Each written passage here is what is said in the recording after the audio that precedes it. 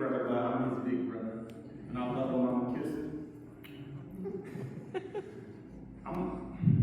I want to say also thanks for everybody showing up here. It's good to see everybody. First of all, when I'm sitting that way, facing this way, I didn't think this many people was in here, and now that I'm standing in front of y'all, man, I just want to say one thing about this picture. I'm gonna freestyle it because it might be something that only I and my brother know. I was hoping my mom didn't find out when I was a kid. But this motorcycle right here, I remember before school one day, Moses was upstairs in his room and Mom wasn't there, so I remember going into the garage and I got PTSD because I sat on this bike. And I'm like, man, this is a really, really big bike. And then I thought maybe, I could start it up and nobody's gonna hear me. The key wasn't in the ignition, but the imagination, I continued. Now, this is a big bike. I'm gonna accentuate that because you might not know how big this is on this little paper.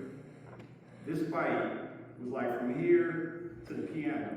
And I sat on the bike, and then I said, nah, it's not real enough, so I'm just gonna lean it up a little bit. And I leaned it up like this. And I said, yeah, I went like this a couple times. And before you know it, it leaned this way. True story. I dropped the bike. Now, if you didn't know that, Mom, you know it now.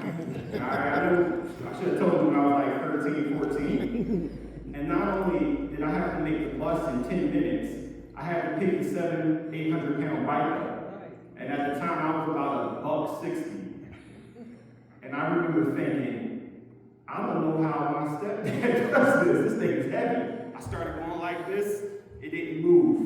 And I said, God, please help me pick this bike up. And somehow, I picked it up, turned it, opened the garage, and I split. But the reason I think I got that adrenaline to pick that bike up is because of the amount of respect that I had for her. I didn't want him to know that I dropped his bike on that ground. I know you told me. All this was near the bus. And one more little short story. I remember sitting over here when his mom passed away. And I remember him sitting, I was sitting over there, but I remember him sitting like right here. And I just kind of looked at the side of his face and I saw a tear. I'll never forgot that tear. When I went home, I remember going up the steps one night, and I thought nobody was home. But I heard something. And I checked in my mom's room, and Moses was sitting in the dark. And he sat in the dark, day after day after day. And I wanted to ask him, why are you sitting in the dark? I didn't understand when I was a kid. But I remember I just kind of opened up the door and I said, hey, you okay? I said, I'm okay. I understand what it's like to sit in the dark now. But he's illuminating on all of us. Because I still feel like I have to like him. So I want to say thank you for everybody coming here. We all love him, and he's touched many of us, especially us. Thank you. I would like to say to my dad, only Army people would know this.